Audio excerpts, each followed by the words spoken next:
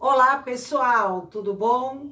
Mais um dia juntos e juntas aqui na nossa aula, no nosso encontro remoto assíncrono, né? Então, bora lá, primeiro ano, falar de um assunto super importante que está sendo trabalhado agora pelo Bernoulli do primeiro ano, que o nosso tema é arte e sociedade. E não haveria um tema melhor para tratar nesse momento atual, já que a gente precisa um pouco traçar também os pensamentos a respeito da nossa sociedade e de como ela também se expressa, né? Então, para iniciar, gostaria de convidar vocês de pegar o nosso livro do Bernoulli. O assunto está na página 27, é quando a gente vai estar falando, abordando sobre esse tema. O mais interessante é pensar sobre a sociedade em movimento e a sociedade que é da arte de deslocamento. Então a gente leva a crer realmente que conforme o tempo passa, o artista também reverbera sua arte de formas variadas, muitas vezes não sendo compreendida no próprio tempo em que vive. Como diria Pablo Picasso, para ser do seu tempo, o artista precisa ser contra o seu próprio tempo.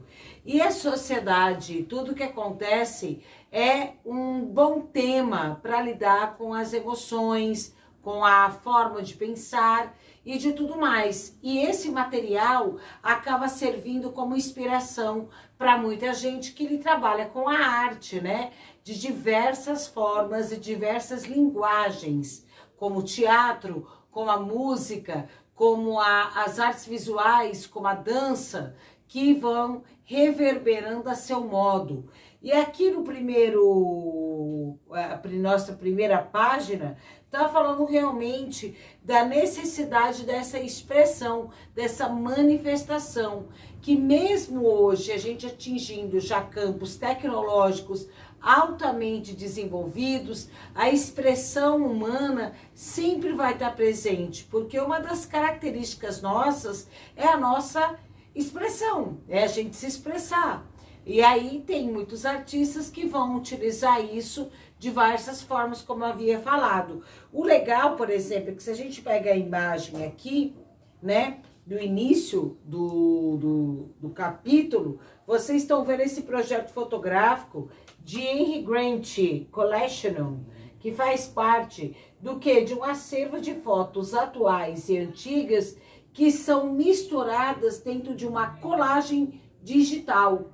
Olha que bacana, então você pega um prospecto que aconteceu no passado, mais o prospecto que acontece na atualidade, né, dentro da fotografia, e unifica os dois. Isso me fez lembrar também um grafite daquele Eduardo Cobra, aonde que ele coloca, né, ele utiliza aquela cor sépia, eu acho que até mostrei já um vídeo para vocês, que ele coloca em forma de grafite as fotografias do passado em várias paredes da cidade de São Paulo. Então, fazendo com que a história que aconteceu no passado, ela esteja colocada no presente, só que de uma maneira estética atual, utilizando a forma atual de se expressar. Para isso, gente, tem muitas mudanças. Conforme o mundo vai mudando, a gente também vai descobrindo outras maneiras de expressão.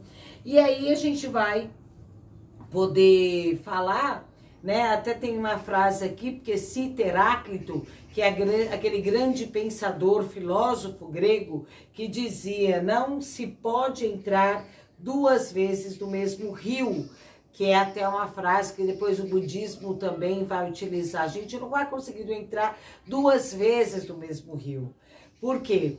Porque o rio, ele passa. E por mais que a gente ache que a gente já está no mesmo tempo, o ontem já faz parte de um passado. Então, o hoje já é uma nova construção daquilo que eu posso potencializar dentro de mim e descobri coisas que eu também não tinha descoberto. Então, as pessoas que acham, né, que vão nascer de um jeito e vão morrer do mesmo jeito, estão muito enganadas. A gente está em constante mudança. E a arte é uma forma da gente pensar sobre isso. Por exemplo, até a Segunda Guerra Mundial, o pensamento e a forma de expressão artística era uma. A gente tinha o quê? A gente estava ali no início da arte moderna, né? A gente viveu a arte moderna, que são todos aqueles ismos, as vanguardas, o impressionismo, o surrealismo, que mais? O impressionismo, todos esses ismos, abstracionismo, dadaísmo, que fizeram parte antes da Segunda Guerra Mundial. Por quê? Porque a sociedade já estava em mudança. E essa mudança, ela veio pela necessidade de se expressar de formas diferentes. Que era o quê? Fugir de uma escola tradicional e começar a ter mais liberdade na arte. Mas a gente acha que chegou na liberdade total? Não. A gente vai chegar quando a gente for falar o quê? Da arte contemporânea. Que eu já abordei com vocês dentro da sala de aula a respeito da arte contemporânea. Então, vamos falar desses dois movimentos que passa aqui na página 28, que é o academicismo e a arte contemporânea. O que a gente pode entender, então, sobre o academicismo? O academicismo, ele vai buscar, gente, uma escola formal dentro da arte, uma escola que tenha um método, uma forma mais rígida de retratar as emoções, a realidade. Então, os artistas vão querer pintar a vida como ela é, vão querer retratar o que é de mais preciso que acontece no momento, dentro das emoções, dentro de uma realidade. Então, a gente tem pintores brasileiros, por exemplo, como Almeida Júnior, como Portinari, que vai buscar retratar o povo brasileiro como ele é. Aí vai buscar o povo nordestino, o povo do interior, o povo da cidade grande, o povo do norte do país, a cara do indígena, né? Então vai buscar uma realidade que também traduz um pouco de sentimento, que traz essas emoções, esse sentimentalismo para a obra. Só que vocês podem perceber que tem uma escola. O que é essa escola? Retratando uma realidade, que são figuras verdadeiras, tentando imitar a natureza como ela é. Isso é uma característica muito forte dentro do academicismo, que o próprio nome já traduz, né? Que vem do quê? De uma academia, que vem de um estudo científico mais organizado, diferente do que a gente vai viver depois da Segunda Guerra Mundial, que aí a gente vai entrar onde? Na arte contemporânea, e que estamos nela até hoje. E aí, quais são as características, professora, da arte contemporânea? Acho que a principal característica da arte contemporânea é que as ideias, elas prevalecem. É tanto a expressão quanto a emoção. Mas como é que isso funciona? Gente, para o artista contemporâneo, tá passando aqui um inseto, é isso aí, vamos improvisar, né? A característica principal da arte contemporânea não é o resultado final da obra, mas é todo o processo que o artista vai sofrer. Porque aí a gente vai chamar de arte conceitual. O conceito, a ideia prevalece do que somente tentar demonstrar, retratar uma realidade. Mas sim o conceito, a ideia prevalece. Então, muita arte contemporânea, ela muitas vezes nem foi realizada, só foi realizada mesmo no campo do ideal, no campo da ideia, como é o caso, por exemplo, das land arts, que são ideias megalomaníacas, né, de muitos artistas que já fizeram projetos, por exemplo, de cobrir a lua, de cobrir árvores, canyons, essas ideias todas, e que muitas vezes só ficou no campo da ideia, do conceito, mas não deu para fazer na realidade. Então, o processo do artista, ele é mais importante. Outra característica muito interessante é a escolha do material.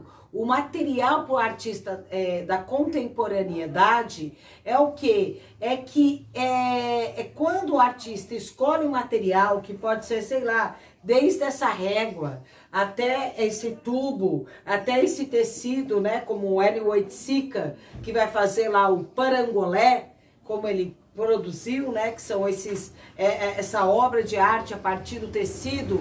O artista propõe uma obra de arte através de como ele se investe no tecido. Ele vai produzir o quê? O que importa para ele é pegar um material aleatório que jamais poderia configurar uma ideia e a partir desse material fazer com que a ideia nasça. Olha que interessante. Então, a arte contemporânea, ela vai mexer com essa complexidade estética, vai trazer esse chute de julgamento do espectador, vai fazer o espectador pensar, caramba, qual a razão dele estar usando essa lâmpada pendurada, acesa ou apagada, sendo que eu posso interagir, acender e apagar ela, né? Então, essa interatividade com a plateia é o que também difere também da arte contemporânea com a arte acadêmica, que era uma arte de mais contemplação, como eu já falei para vocês, do que uma arte de interação, aonde que o artista faz com que o público possa interagir com a obra, participar completamente da obra, né, o tempo inteiro. E aí a gente vai lidar, por exemplo, com obras como a body art. O que é a body art? É quando o artista ele emprega o corpo dele, é quando o corpo dele é a própria arte, gente. Olha que interessante. Aí a gente está falando, por exemplo, no caso de quem utiliza para fazer tatuagens do corpo, né? Como o meu caso, né? Que gosto muito da body art, que me interesso. Por quê? Porque eu acho que o meu corpo, né? Essa é a minha visão, é a minha opinião. Eu posso emprestar ela como se fosse uma tela, inclusive uma tela permanente de obras, tanto de ideias minhas quanto de outros artistas que já estão aqui impregnados no meu corpo, tá bem? Então, temos aqui ó, o minimalismo, né, que é uma característica muito interessante também da arte contemporânea. A gente tem a performance ela não tem uma continuidade cênica de começo, meio e fim. Ela pode também não ter fim, ela fica à deriva. O performer, ele termina quando ele quer, quando ele sente, né? Ele não tem a obrigação, a plateia de quem assiste aplaudir no final. Aí a gente vai ter ali nos anos 70 o surgimento do quê? Da instalação. É quando a obra vira uma instalação geral. O que é essa instalação? Que pode ter várias linguagens juntas, né? Tanto as artes visuais quanto o cinema, o corpo do ator ali performando, pode ter uma tela no fundo, pode ter várias formas estéticas retratando aquilo que a gente vai chamar de hibridismo dentro da arte. Então, é muito interessante pensar que conforme a gente vai evoluindo, não o aspecto evolutivo como nós nos tornarmos melhores, mas numa cronologia mesmo de tempo, que quanto mais tempo a gente tem no mundo e a gente vai se descobrindo, e a arte contemporânea, ela é esse retrato de uma sociedade, né, que busca realmente um conceito de existir, que é o conceito do que eu estou fazendo aqui e o que eu posso fazer com materiais, como posso empregar as minhas ideias. E muito interessante porque o nosso próximo encontro, que vai ser síncrono, tá bom? Meus amores do ensino médio, do primeiro ano. A gente vai pegar essa obra aqui, ó, que tem o presidente Washington Luiz, né? O Stuart, George Washington, desculpa, falei Washington Luiz, que eu tava lembrando da Washington Luiz, que foi brasileiro, tô falando o George Washington, quer dizer, que é esse presidente aqui, e a gente vai fazer um experimento dele, tá bem? A gente vai ter essa experimentação, porque a gente está vendo aqui na tela, olha, a visão dele dentro de uma forma mais acadêmica, e depois a gente vai ver a visão dele de uma forma mais contemporânea, mais contemporaneizada.